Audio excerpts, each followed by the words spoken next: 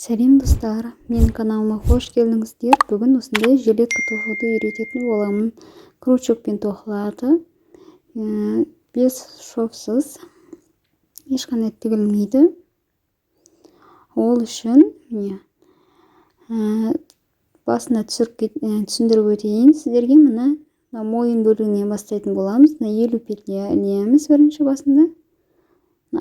Жең бөлігін, алдыңғы бөлігі 14 дегеніміз жоғары артқы бөлігі. Мынау және реглан жең болған соң накид қосамыз әр осы жерінде. Және де узорды үйретіп өтейін сіздерге. Столбик без накида, столбик с накидом. Узорды столбик без накида, столбик с накидом. Бір петлядан осылай тоқитын боламыз. Екінші қатарда қарама-қарсы түсу керек. Столбик с накидом, столбик без накида болып түсу керек. Енді бастайтын боламыз. Міне ақ түсті жіппен көк түсті жіпті қолдандым. Бұл ұлы балаға тоқылған соң қайшы және де 3-ші номерлі крючок керек болатын болады. Және де 50 воздушный петля ілетін боламыз.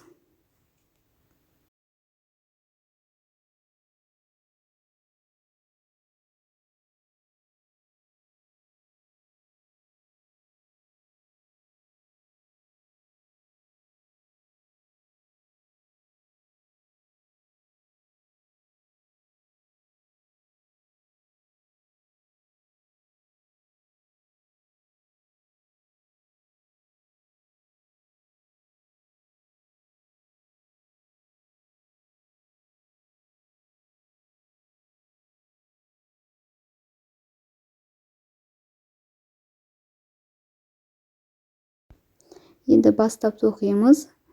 Столбик без накида, столбик с накидом. Столбик без накида, бір петлядан солай тоқып кететін боламыз. 7 петля тоқимыз, 8 петляда көбейтетін боламыз. Одан кейін бағанағы кестедегідей 9 петлядан кейін 10 петляда көбейтеміз. Дәл солай тоқып отыратын боламыз.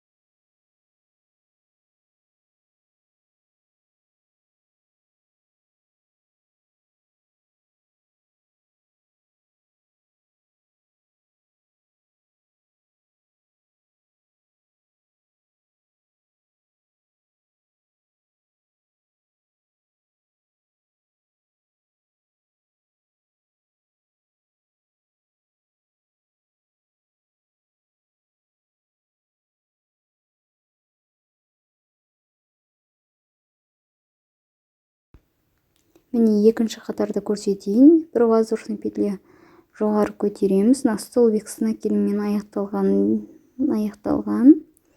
Енді екінші қатарда столбик без накида. Қарама қарсыға түсу керек. Енді екіншісіне столбик без накиданың үстіне столбик с накидом түсу керек. Накидпен түсу керек. Міне қарама қарсы түсу керек осылай.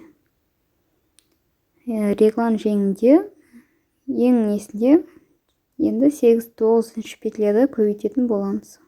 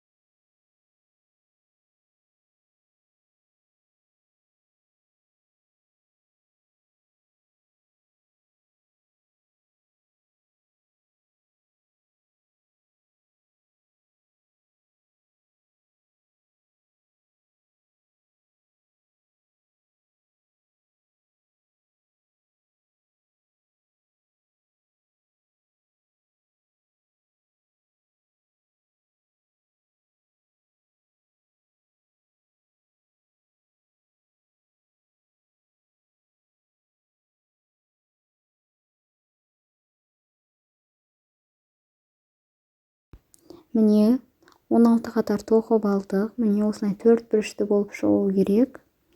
Міне осылай желеткі осындай болып шығады. Міне мойын бөлігі. Енді жең бөлігін тоқып шығаратын боламыз. Мына 3 бұрышты жеріне дейін, регланға дейін тоқып алып келуіміз керек. Реглан жеңге дейін.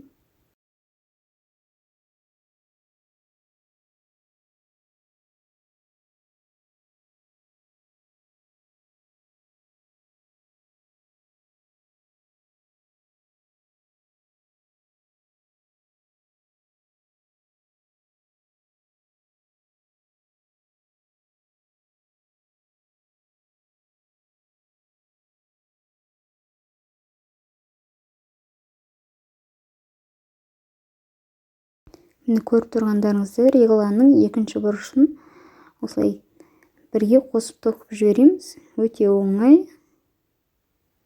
Міне осылай қосып тоқып жіберетін боламыз. Міне жең шығады осылай. Екінші жеңінде дәл солай шығаратын боламыз.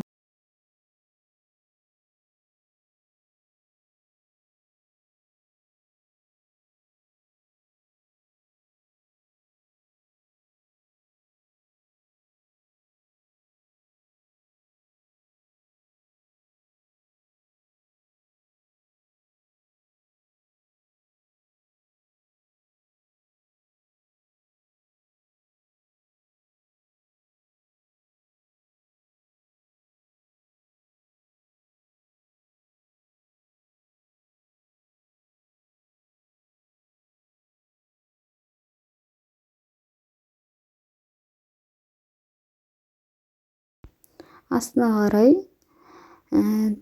осы узормен тоқып шығарамыз. Ешқандай өзгеріссіз тоқитын боламыз. Міне тоқып алдық, және де фланкасын тоқитын боламыз. Түйме қадайтын жерін тоқитын боламыз. Және де міне көк түсті жіпті жалғап алдым. Және де осылай столбик без накида тоқимыз. Түйме қадайтын жерін жоғарғы бөлігіне дейін тоқып шығаратын боламыз.